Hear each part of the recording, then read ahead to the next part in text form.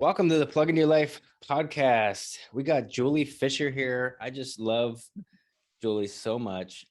She does these amazing sound healings. I guess, what do they call it? Like sound baths almost, That's where, one way to, yeah, you can call them that.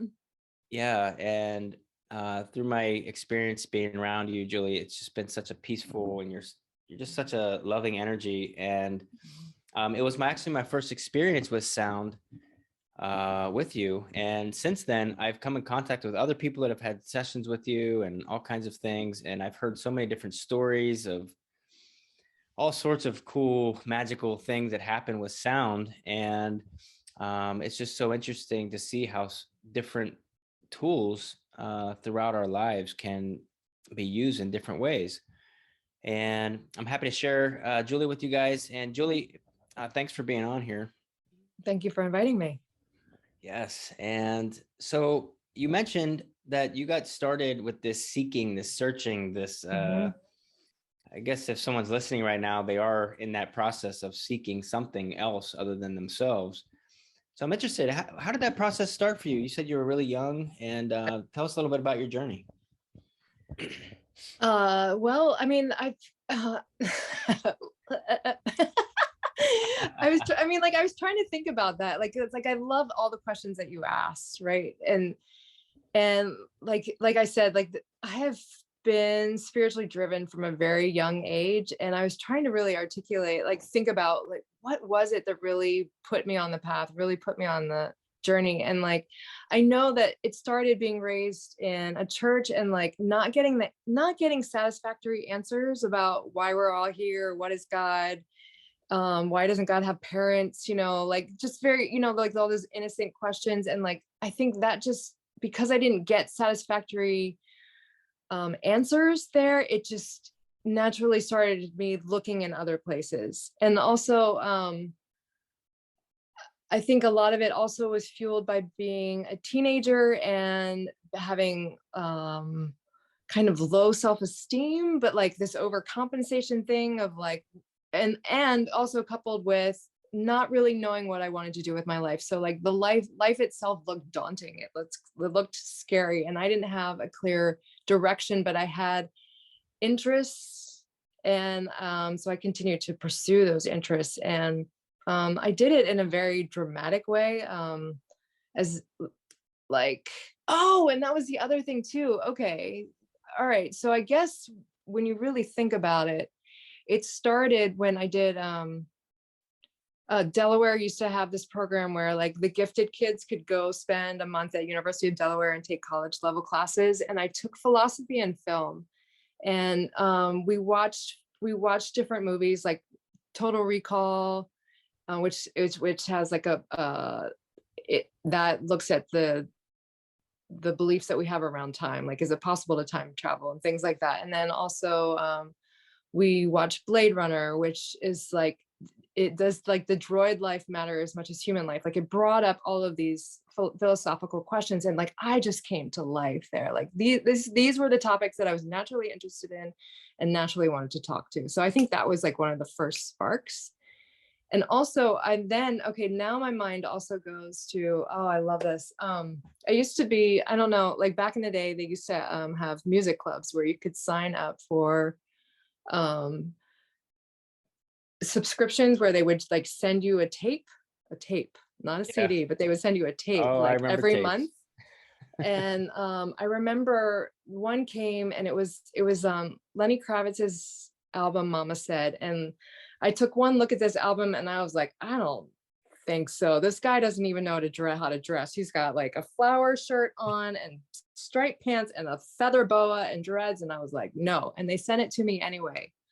And for some reason I unwrapped it and put it in, and it changed my life. It was the quality. It was the what he was singing about, and you could hear the tangible heartbreak in his voice. And then there was also a song called What the Bleep Are We Saying? And it was just it started to make me realize that because I grew up in a very small town, very sheltered kind of town, and it just made me feel like there was another way of living that I didn't have access to by living in a small town in Delaware. And so like, it just like things like this started to open my mind, and that started my search. And then I went to Penn State, undeclared, didn't know, but like my very first class that I loved was comparison of mythologies. And like, again, like that's when I started to come alive, and like thinking about, when you look at different creation mythologies, like how could it be that there are similar themes in different, like how could China have a similar theme to the indigenous people of Africa? Like how could that possibly be? And like that's really what propelled me forward. Yeah, see how I come alive? You know, About I these just want things. to open that up a little bit farther, because Yeah. I think that's not really talked about too much. Like, I remember the same kind of aha moment where I was like, it just doesn't make sense. Like, Right. how can it be that, like, you know, because I grew up in a Christian church, a small town in Pennsylvania, very sheltered and all that. And I remember just sitting there like, okay, well, this makes sense, but how is it that I'm born here? But what if I was born in China or some other country? Like, all of a sudden, what I believe changes. But like, how does it make it right what I believe here just because I'm born here? You know, like, all I'm doing is listening to someone else's idea of what something should be or shouldn't be. But I was like, how do I know that they know that? You know, and I was like, I'm like, wait a minute, like it just doesn't click. Like, you know, like I question everything else, but this is the only thing I'm not supposed to question. It's like it just didn't make sense. Oh, and then one other topic I wanted to say about that is an ex of mine, I ended up going to a Catholic thing where I became Catholic, right? So I went to this long year process of this. And I remember I went to this Theology on Tap where a guy came in and spoke like, oh man, it was like 9 or 10 different languages. And one of them was Arabic. And so I raised my hand and I'm like, okay, if the original language was Arabic, that was the original like biblical language, when it got translated by someone else that, by the way, you know, the original teachers didn't say follow me or go to church, it was turn to love and turn to God. And I'm just curious, like, how did it get translated into a language that's based, you know, a different language? Was there meaning lost? And he's like, oh, for sure. The original language was out of feeling, and the English language is like material based, you know?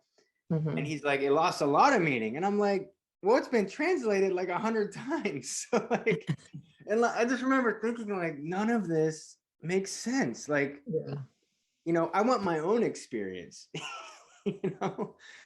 Yeah. So anyways, I get fired up about that too, you know, because there's a lot of emotional charge behind that, because I think people hold on to their beliefs like so strong because it's their form of identity. Anyways, it's a little. I mean, that was something too when I started learning about languages. And I also learned, right, that there are the internal languages and then like the more like cerebral languages like English, and like our language wires our brains differently. And like, even when you look at the comparison between something as simple as Spanish or English, where like in English we say like we forgot something, but in Spanish it literally translates like it forgot me. No, like me olvidé instead of like I forgot. It's like, oh, I forgot me.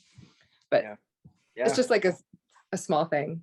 And even just a little bit of searching. Like I remember I was watching the History Channel of all things, and they started talking about like where Satan came from. Like, and it wasn't even like, it was like some like other religion, like pre-Christianity, like came into this town and they were like losing members. So the church decided to swap out a word, you know, to make it seem like you have to worry about not reaching like these higher standards. And I'm just like, wow, like, and then they did what you did. They looked at like all these different religions and like how there's the stories are matching. And it's just like, yeah, there's definitely something bigger going on. You know? Yes. But Yes. anyways, yeah, very, very powerful. Oh my gosh. And that was another thing that got pulled out. This is during the philosophy and film class, we were talking about God and like omnipresence and omnipotence and omniscience. And like the way they described omniscience was that all the times are happening simultaneously. And like that like really freaked me out too, because I think that's also a misunderstanding. Because now I've come to realize that now is the only time. There is no such thing as a past or a future too. But so like that's just like when you're on the spiritual path, it's like, you know, like you learn theories that make sense until you like progress and find another one. You're like, oh, that makes even more sense. Wow, I can't believe I used to believe the other thing. Right. But you kind of just fumble along and do the best that you can. And really, you know, the lights didn't really come on until I met or I got turned on to the work of Adyashanti. And like when I first came into contact with his work, like it was just so clear. Say the name one more time. Adyashanti, he woke up through the Zen Buddhist tradition. He's the first Westerner to wake up through that tradition. He's based in California. But his the way he spoke and the way he explained things was just clear as a bell in comparison to all the other teachers that I encountered up until that point. Right. So that's another way to discern, like, do you truly resonate with it, or do you just feel like you're just going along with something? And you know what else? Like I've noticed is like I've been taught like something really profound by somebody, and I just couldn't get it. You know, like or I was given a book, you know, and I would try to read it, and I just couldn't like comprehend what I was reading or listening to or hearing. And I noticed that it seems like, anyways, I'm only able to absorb information based on my like my energetic state or my Hmm. like where I'm at, like in my process of awakening, really. And then as like time would go on, uh, as I shifted my awareness towards like what I'm or my perception maybe, it was like all of a sudden like the light bulb would go off. I'm like, oh, like that's what that means, you know. And then as soon as I integrated it, I couldn't believe that I didn't understand it. You know, it's like it's so Yes. cool. I just feel like there's just layers and layers and layers, and it's so fun to like start down this path. I feel like you can just keep going, you know. Yes. Yeah. And there are lots of rabbit holes. And that was the thing too, is Audio was able to like he could describe cul-de-sacs is what he calls them, is like when you get lost in an idea and you're just kind of spinning around in it. And then, I mean, Yeah. that's helpful to have somebody say like, you know, you got to be careful that you're on the path and you're not just spinning. Yeah, and you know, like I feel like our minds are just a collection of our routines, habits, and beliefs that we've picked up since we were kids. So if I'm only going to think to myself and learn by myself, I'm only able to learn and understand something based on the experiences that I've only had. Hmm. Well, if I'm going to expand out of that, I would need another person's perception of even the same thing, even because if me and you are looking at an object and you're on the right side and I'm on the left side, I may be seeing a different object than you know. Mm-hmm. So a lot of times what I found, I think this is useful for people on this journey, if you're just not comprehending things or you're just not moving along fast enough, I think you're right, finding a teacher or somebody that resonates with you, Mm-hmm. you know, that you're just listening, it's like, oh, that makes sense, that makes sense, like latch onto that, because having a new perception of your life, I think, is how you grow the fastest, I think. Mm-hmm. Yeah. And that's the other thing about a clear teacher, is a lot of times it feels like they're taking away security blankets, which can be very uncomfortable. Mm, yeah, for real. Mm-hmm. Less and less to hold on to. And Yeah, that's actually a good thing. yeah, Yeah. yeah.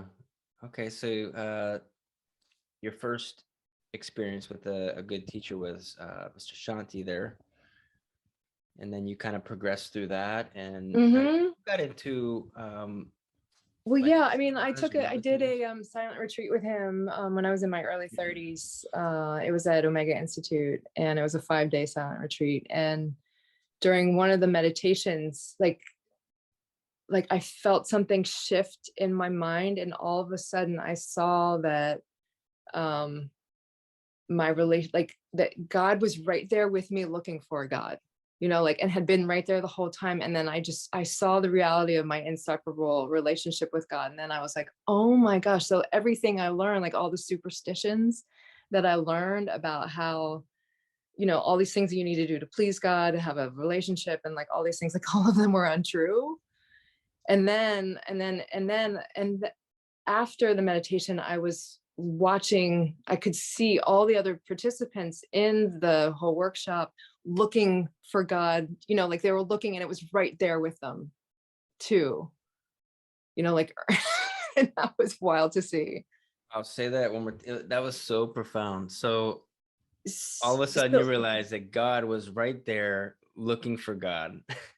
yes, with me, like Yeah. was right there the whole time, has been there the whole time, was my most intimate relationship. There was nothing I could do to separate myself from God. It was just so clear and so obvious.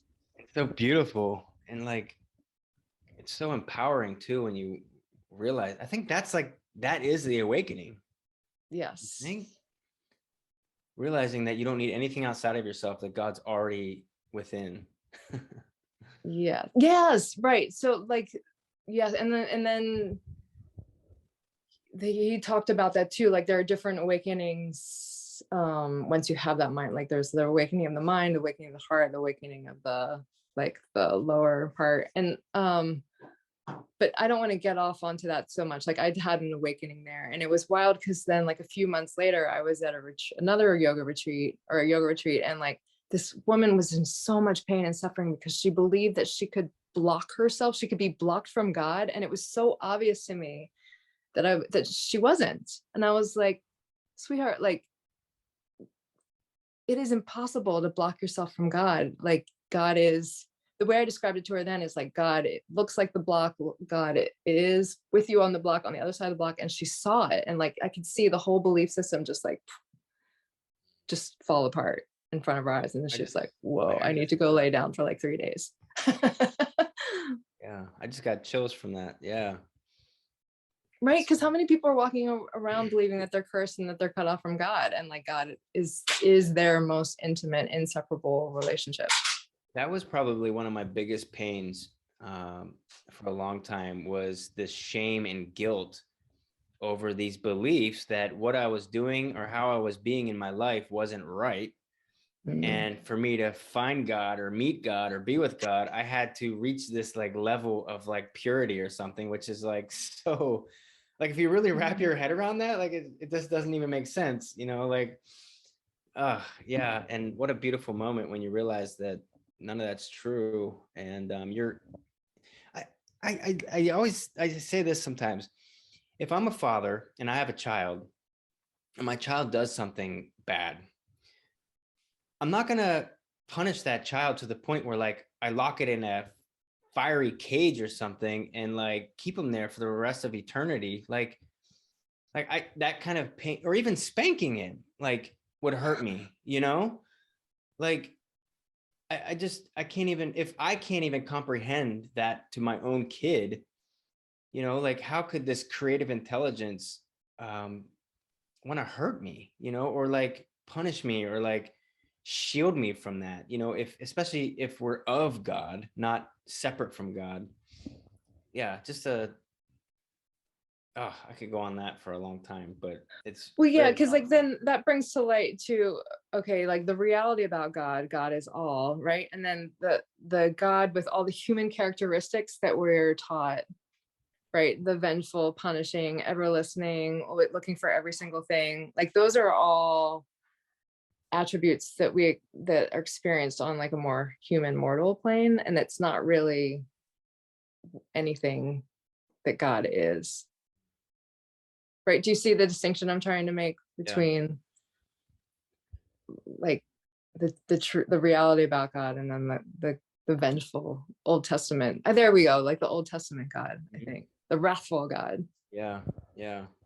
And I think a lot of that too is like the need to explain why we do things that we don't want to do, Oh, right? yes.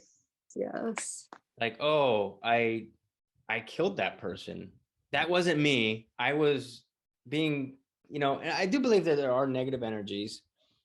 I believe in the duality. I think you need that in the creation. Like I've dove really deep into the different dimensions and stuff. I had a near death experience which showed me some stuff about it, but um, I just remember like growing up and like, oh, I did this, oh, I did that, and oh, I must be, I must not be praying hard enough, or and just instead of like owning the fact that, well, I wanted to do that and I did it, and then the realization one step further of I'm not going to judge myself for the past things that I've done, like, and then reaching a place where like I wouldn't change a hair on anyone's head, like, Well, right? I mean, I think accepting yourself for everything you've done, and then even expecting that I'm going to make decisions that probably aren't for my best good or other people's best good, but having the awareness of it, I think is the most important piece of that to move through it. Right. well, what comes to mind is what I saw with Adyashanti is that God, like your relationship with God doesn't change no matter what you're doing, what you're saying, what you're believing. That is constant. It's changeless. It's, it's perfect. Yeah. Yeah. But like that, I definitely relate to that, like doing things that you don't want to do. And that was another thing that spurred me on my path is I used to be a compulsive overeater. And it was because I didn't well, I mean, sure, like low self-esteem and like fear of life definitely played into that. And um or like fear of what I was going to do for the rest of my life. um and also like things happened to me that I didn't know what to do with, or I didn't want to tell anyone about too. So it's like, we'll just, or I didn't know how to express feelings. Like I didn't know it was okay to just say, you know what, I'm not into that. It was more like I would like feel uncomfortable with about something and do it anyway. And feel bad about that too. So it was like, and so here I was in this compulsive behavior that didn't make me feel good, didn't make me feel good about myself, and wanting to change that, and looking for ways to stop, but not really wanting to stop because it was my coping mechanism. That was another thing that drove me forward. Wow. That's I think you just described most people's life. Right. Right. Like, Yeah. yeah, I remember, yeah, I get up in the day and I'm like, okay, I'm not going to do this or do that. I want to quit smoking or drink, like whatever it was that I decided I wanted to stop. And then by the end of the day, I find myself doing that same thing. Then I would beat myself up, and I was caught in this like loop of Mhm. like self sabotaging. Yes. But I don't know about you, but I feel like it's like a weird like caveat to life. It's like when I stopped needing to change something, it was Hmm. like it became easier to not need it anymore. It was like when I stopped seeking the very thing that I desired and just almost like made a decision or like accepted the way things are. It like gave me this release of feeling like I can't get out of it. It was this weird That's beautiful, Dylan. right? It's true, isn't Yeah. it? It's so interesting. I think it goes along with manifesting too. Like if you're trying to get something, you're telling the universe you don't have it, Hmm. so you get more of not having it. But like when you already feel as if it's already done and you let go of the outcome, it like comes to you. It's like Right. And we learn about all these paradoxes from spiritual teachers or from, right. And that's cool that you're actually experiencing that and understand what they're pointing to, what they're talking about. yeah, Mhm. yeah. So I'm interested in silent retreats, although I love to talk, so maybe I should do it. I don't know.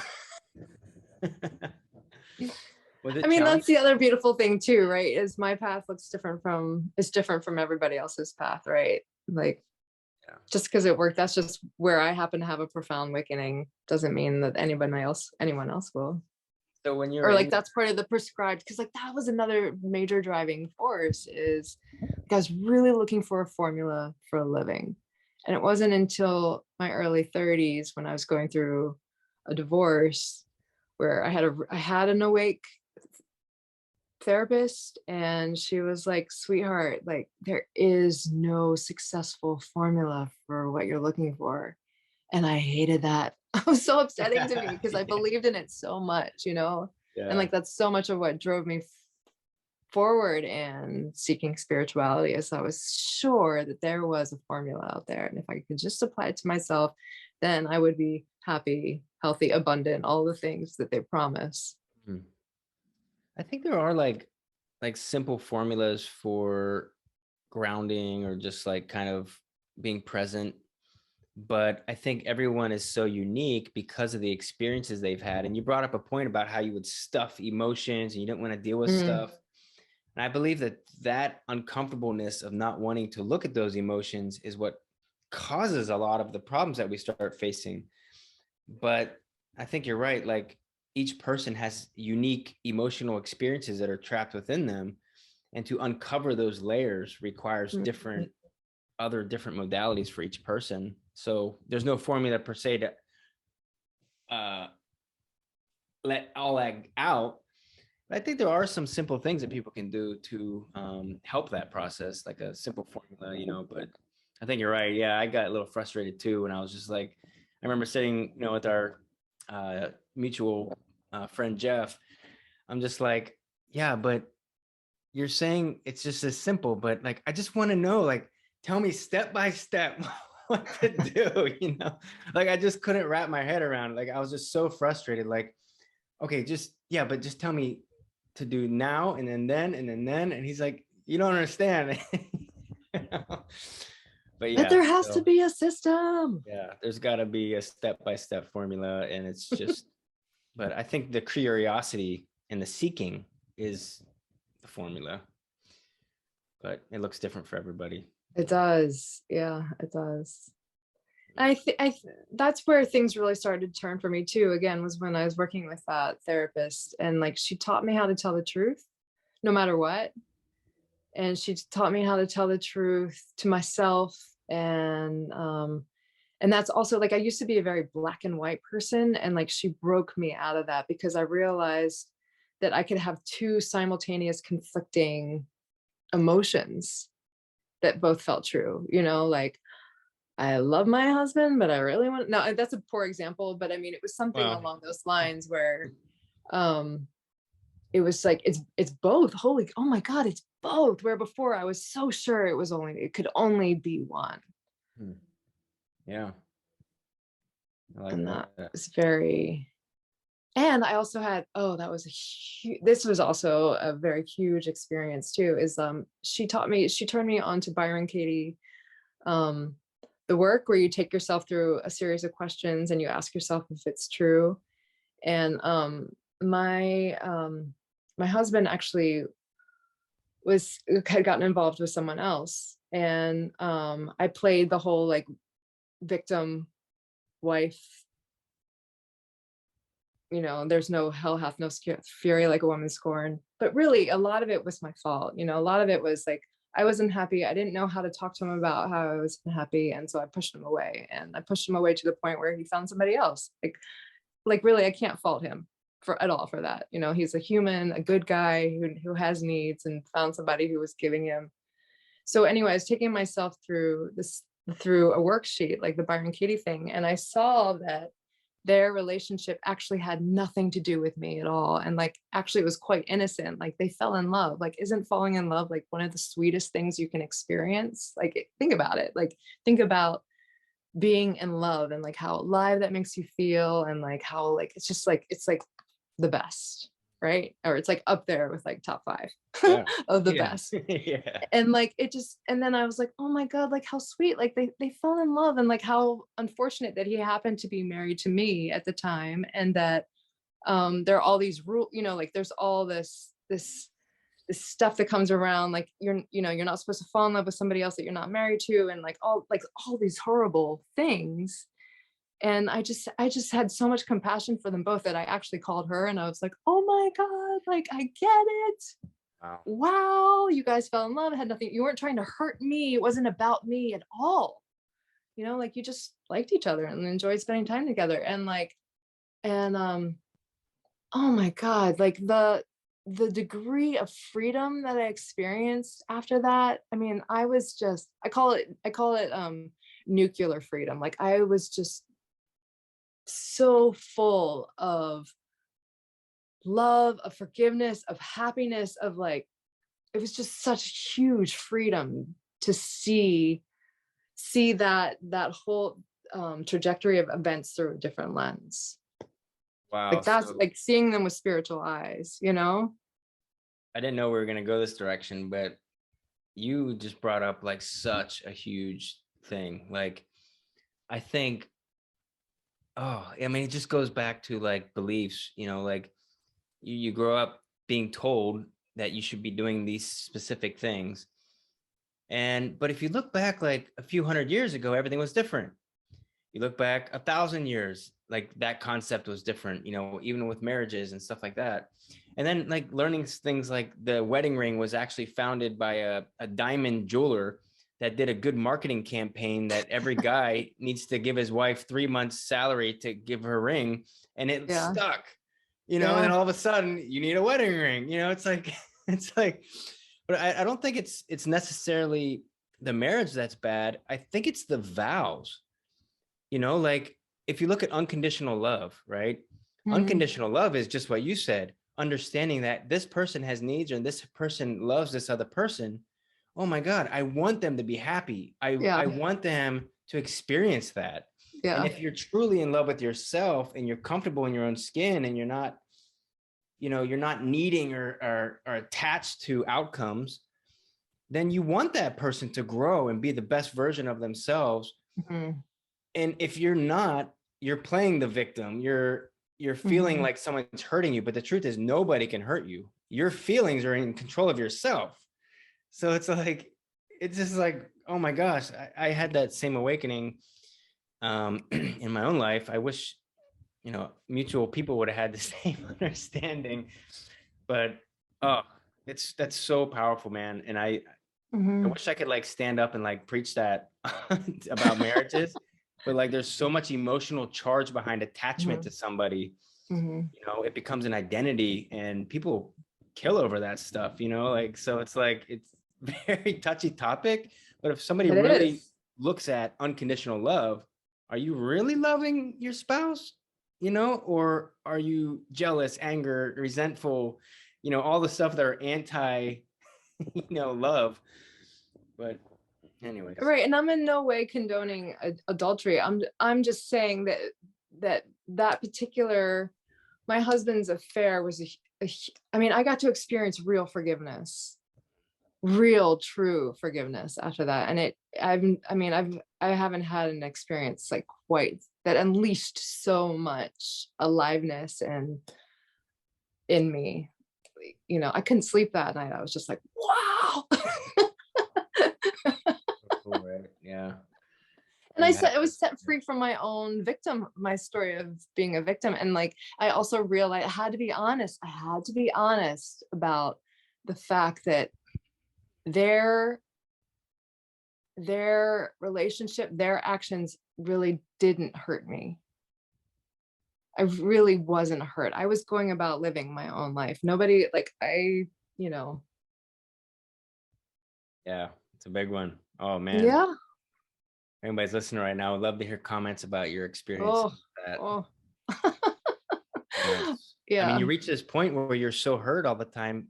You either have to grow and like have an experience like you did where you just shift that thinking, or you're going to be in pain the rest of your life. And usually that causes dis-ease, right? Right. I didn't have the courage to say like, look, I don't want to be married to you anymore. I pushed him away. And then I got the out, right? But through that experience, like I've grown leaps and bounds from that painful experience, Oh, you know? yeah, so powerful. Yeah. Ooh. Yeah. Okay. And then so a lot of great experiences. Now you brought up I don't know how much of your story we're gonna go through, but just monitoring time. You brought up something before about miraculous healing, and I would just All love right. to dive into like, okay, so you've gone through this process of like unveiling the onion, right? The layers of the onion, and you've kind of awakened in different stages, which anybody listening can do just by seeking this path. Um, so tell me a little bit about, furthering that experiences through healings and stuff like that. Okay. Well, I mean, in my search, like I studied body work, and then there were people who were like really into Reiki and like energetic forms of healing. So I studied a form of that, and then another form, I think it's called quantum healing. Yeah, And I'm I familiar with that. took a workshop. I think it's a guy based out of Washington. I meant to look it up before I popped on the podcast and I forgot. Sorry. I'm not sure, but Um, I'm familiar with quantum healing. I'm sure somebody can Google that too if you're interested. yeah, it was a very specific, and it's taught by a father and his daughter. And I think they're based in Washington. I could be wrong about that. But I took a workshop with them and it was an absolute blast. I had so much fun. And then right after the workshop, I was back in my apartment in New York, and I was boiling water for tea, and I somehow spilled the boiling water that I just poured into the Pyrex measuring glass, like onto my hand. And I was like, whew, okay, like let's practice what we learned here, and it was a wild experience where like I really was just present with all of the sensations, and I saw that it like the normal way to treat a burn, right? Like if something's hot, you put it right under cold water right away, and like I saw that really didn't make sense. Like if there was just too much energy, and and and it was funny. There was this funny it was a song like when I was I think it was like it's hot. It was it Billy Idol that's like it's hot in the city, it's hot in the city Yeah. tonight. There you go. And like that was like the soundtrack, like while like, and it felt like there were these prongs that were like reaching up through my prongs, like through my hand, like wire prongs, as like it was moving around in my hand. And like I just stayed really, really present with the experience. And I used some of the techniques that we learn in quantum healing, like you find the place where your hand feels perfect and you drop that in. And it it was something I really had to stick with for probably like a couple of hours. And then I think I fell asleep. And like the next day, all that happened was I had like these like very minor flakings of skin, but like no patches of redness, like no blisters, nothing you would expect from having skin come in contact with boiling hot water. It was almost as if nothing happened except for some skin flakes and stuff. Yeah. Wow. Yeah, it's so cool. Yeah. So that definitely changed my, like, that's the thing when you start thinking for yourself or start questioning things that really don't make sense, Mm. and being open to another possibility, right? Because like ultimately that's what we're looking for, right? Is that connection with something greater than ourselves. Yeah. Yeah. I think you nailed it. Yeah. And I too like did a lot of classes on quantum energies and learned about like, you know, we're diving into like sound healing, but Mm. I learned about how your thoughts carry a pattern. And so I have this thing when I do my meditation classes, they have a frequency board where it's like a metal plate and then it's has these prongs hooked up to it, and then you dial up and down sound frequency, and then you put sand on top of it and it turns into these like geometric Oh yeah, patterns. yeah. Well, what I learned was like your mind has thoughts, and now through science they've learned that each thought carries an energetic frequency. And so as you're thinking all 50 to 70,000 thoughts a day, you're literally releasing small fragments of energy, but every thought is carrying an energetic pattern, no different than a radio, or, and when you're constantly living in stress or pain and you're focusing all of your attention, they call it the observer effect in science. When you focus your attention on a painful thing or something you don't like, you're focusing that same pattern. So it's either going to grow, get bigger, or you're going to feel it more. But if you can take it, like you said, take the pattern of where your skin is perfect, or you like that part, and place that on top of, you're literally replacing the pattern in the quantum field with a healthy, loving pattern. And that's how I actually do healings like that. I just send a love energy to people, and you're layering on top this pattern that you can't see, but it's no different than a radio. And I just really love that. And I it's so cool. Like I even started doing like catching like what I'm even telling myself in the daytime, like, oh, I don't like this, I'm not good at this, I can't get technology, or like whatever the things are that people say in their heads.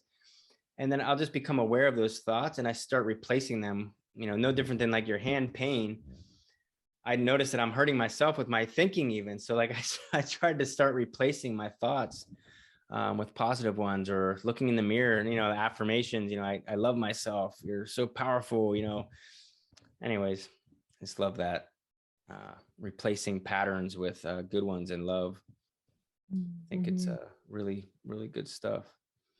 And I couldn't help thinking while you were sharing that is what we talked about earlier about that presence of God being there and being unchanged regardless of what we're thinking or believing or how we're acting or behaving. Like there is that divine constant always that requires no effort on our part to sustain. Right? It's like it's the gift of life, right? That's just like one of the things that we rely on, depend on, and we don't have to do anything for it to be so. Hmm. Yeah, it's so good. Yeah, it is good. I love when you like hear things, you just kind of marinate it for a minute. It's like, oh, yum, yeah. Right, Yeah. because I think that's really how it's meant to be. And like, I don't know if you know, but like I ended up living on Kauai for almost 4 years. And like I feel like that's where I lived the closest to what it means to be a divine child of God. It's just I was in that beautiful place, and it just felt so right. Everything was the happiest I've ever been, and it just having that tangible experience of the beauty of life. Now that's where you got introduced to sound healing, isn't it? I got introduced to sound in New York through Jody Sirota, who is a sound channel up there. Yes. And so when I actually embraced it was on Kauai. That's where I met other sound healers. Like that's where I learned how to play singing bowls, and that's where I worked with other sound healers who would play the singing bowls for me, and then I would get to do sound. And that's where I was like, okay, I think this is who I am. This is what I'm meant to do. But now I'm not even sure about that. Yeah, and I think that's a great way to live too, is just being open to being malleable to changing who you are, because we Yeah. get caught up in this, I am this. Right. Well, I mean, your cells completely change. Your whole body is completely updated. Like, I think it's like every like 20, 36 hours, like however many hours it is, like all of your cells are replaced, So like, if your body alone changes that much, and like, every person has a unique fingerprint, every grain of sand on the beach is different than the other one. Like, why would I want to identify as this now when I could be something better later? And I think if you even look back in your life, like 6 months ago, I'm like, wow, I can't believe I thought that, or I was that way, like, it's like, Yeah. so I love that, you're like, wow, maybe I'm not anymore. But you do sound healings. I've attended quite a few on Wednesday Yes, nights. If thank you for anybody's in Delaware, yes, you're welcome. If anybody's in Delaware, reach out. But it's sound healings on Wednesday nights. So we'd love to get you in touch with Julie or the show. And just to kind of plug in here, you're at giftedalchemy.com. Yes. And so as far as your sound healings, have you seen any, if somebody's not familiar with that, can you explain that process of sound healings and how that works? And have you seen any crazy or cool stories with that? Yes, I have. Okay, so sound. I talk about sound being the easiest way to meditate because it feels like you are getting meditated, which is nice for anyone who feels that they cannot meditate. Meditation is really hard. I make it really easy. Like basically you get to come in and make yourself super comfortable. And if you fall asleep, that's great. You probably needed a nap. If you didn't fall asleep, you will have you might feel vibrations in your body, you might see images, you might feel like think like your day is getting ordered out, like, oh, I need to do this, this and this, which is really helpful. You might not even have a tangible experience, but you that night you might have the best night's sleep of your life, and then wake up and the next day feel clear and like you're on fire and you know exactly what to do. And that's a wonderful feeling without caffeine. um, Yeah. and it's so how I do it is like for me, sound is a spontaneous now activity, meaning that it comes through in the moment. Every time I do it is a little bit different. I do use the same instruments. I do use crystal singing bowls, and they create like this kind of bell-like resonant tone that sometimes can feel like it's penetrating your body, or it can feel like it's taking you somewhere, or sometimes people even have the experience of it cleaning them out from the inside out and then sealing them back up with love. So there's the sense of a reset button that can occur. But what it does, what they say it does on a scientific level is that it changes your brain waves, is that it moves you from the active thinking to a more relaxed meditative state. So if that explanation helps. So in that regard, it can take like 5 to 7 minutes for it to have an effect on you. And With then minimal effort too. Like, so like you said, if somebody's struggling mm, with meditation, sound is a great way to start into that. yes. And it seems to unlock big shifts, powerful shifts in people's lives. I mean, I've been doing sound professionally for a few years now, and I mean, it could get close to 7 or 8 at this point. I've kind of lost track, but like pain has spontaneously released from people. Um, they've realized that they need to make big changes in their relationships. They felt really completely reset and cleared out. Um, I mean, it sounds like Dylan, you've heard more stories than I have. Yeah, I But mean, I think you nailed it. And I've had similar experiences, where, yeah, it's like this weird moment where like you kind of, your mind quiets down a little bit and you start mm, focusing on the sound. And then you kind of like start feeling the vibration of the sound. And like there's a lot of talk, I believe, on social media about vibration and raise your vibration. And, I think things like sound really allow you to tune into that real vibration feeling. And yeah, similar experiences, even the last one, it was kind of like all of a sudden, as it kept progressing, like your body would just feel like this overwhelming, like sense of peace and just like a relaxing, and it would like shift into stages, and there might be like a release or like a thought that you need to hear of. An emotion might come up, that you need to deal yes. with. I think one girl in the room said that she felt like she was leaving her body, at one point. So yeah, very powerful stuff. There's been a lot of research on vibration of sound too, like, what is it, 537 hertz, or the healing frequencies. I don't remember all of them, but Very powerful stuff. And then another thing is I always cue people in. I'm like, you think you're coming here for the sound, but you're actually coming for the silence and the peace that you feel after the sound has come through, right? There's this quality to the silence, and like you really feel relaxed and you feel the sense of peace afterwards. And that also reminds me of what I learned with Adyashanti when he was teaching meditation. He teaches people to actually listen to the silence. And then you realize that even amidst sounds from the outside world, there is this silence that is always present that you can always tune into. And that's also like part of what we're describing with the ever presence, right, of God. Yeah, sometimes I'll just be around somebody and there's like this dead silence. Or actually after your sound healing. Yeah. Like, Right. It's not dead though. It's alive silence. yeah.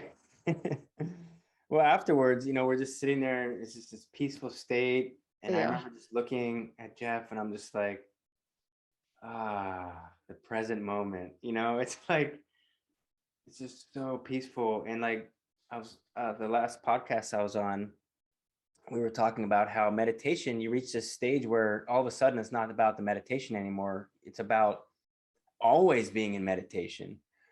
Like I'm walking to the store, I'm in meditation, I'm focusing on the present moment, the silence that's within the chaos. Mm-hmm. Yeah, so powerful. Oh my gosh. Mm-hmm. Really cool. And it opens up magical stuff. Mm-hmm. 'Cause when you're focusing on all this stuff, you're kind of closing off your vision to coincidences or serendipities, and things you might not be aware of if you're not paying attention to it. So really cool. Right. And like I think we're touching into what causes someone to be on a spiritual path in the first place, right? They want that sense of peace, that sense of connection, that sense of aliveness and beauty and magic in their life, right? Ooh, Yeah. got a good one for that. Yeah. Mm. Oh, so good. Okay, we're at the top of the hour. I just want to ask you a lightning round question. Uh-oh. So if you look back in your life, I know you mentioned a few things on here, but Mm-hmm. if somebody could check something out today, and it was maybe one of the first things that you came across, maybe a book or video, you mentioned a few movies, Hmm. something that someone could check out today that was a huge shift in your life, what would that one thing be? Well, Byron Katie's work comes to mind just because that's where you start challenging your own stories. And in challenging your own stories, that's when you start to break yourself out of the self-created prisons, which is another thing is that we're trying to do by being on a spiritual path, right? We feel limited somehow. And like, yeah, we're told that we're part of this infinite, beautiful, loving creation. And yet that doesn't seem to be our experience. And so much of that is learning how to be honest with yourself and questioning the stories that you're telling, and are they really true? And experiencing the aliveness and the magic and the opening and the growth that happens from investigating. It's the self-examination, I think, is key. Ooh, Yeah. yeah, be your own life investigator. Mm. Yeah, and I like to say, like, experiment with your own life. Don't take anything anybody's saying for truth. Experiment in your own life. Mm. I was seeing this one teacher uh, teaching like meditation and stuff, and then it was like a family member, actually, like of all people, like telling me that they're a scam. And I said, really? I said, have you tried any of the stuff? No. Well, how do you know? Like, Right. yeah, it's so cool. All right. Yeah, so Julie, if somebody wants to come down this path and um, maybe they're just starting out or they have a lot of chaos in their life, is there any last words of wisdom that you'd like to give anybody? Well, I mean, reach out, come to a sound healing, reach out to me. I take people through a guided self-examination process too that helps break down those those brick by wall, those walls of the self-created prison. And we're very lucky living where we do, because there's so much help here. We have a very bright, vibrant metaphysical community in the beach area. So yeah. And the lovely thing about Zoom and online world is that, in the quantum, we don't need to be in front of somebody. So if you're listening to this, and you're not that's around true. Delaware, reach out to Julie and start down this process. And Julie, I'm so thankful for this time. I feel like we could just go on for hours talking about different stuff. I just love all of this. It's very fun. Thank you I think this is what I wanted. I think you're actually doing the podcast that I wanted to do when I started The Gifted. So thank you for continuing to highlight the spiritual path. And it's a pleasure to be involved. So thank you so much. Thank you. Can't wait to see your next sound healing this week. Yeah, I keep asking you, like, what week is it? Like, these weeks are like flying by, man. Yeah, because it's every other week. This Tuesday, we have a treat for you. Tuesday? Yeah. Yep. I don't know, Wednesdays? Isn't it March 2nd? Yeah, it's this Wednesday. Because today is the 28th. Okay. Yeah. Happened quickly. I know it seemed like the other one was just last week, but it's 2 weeks already. All right, guys, plug into your life. If you're struggling with, I know a lot of people are struggling with starting the habit of meditation, sound healing, or using some of these things, or checking out Byron Katie's work may interest you. But more importantly, reach out to Julie. If any of this resonates with you and you want to know more, she can walk you through some very easy, simple processes that may help you in your life and to find peace. So plug into your life, guys. Have a good night. Thank you. Bye.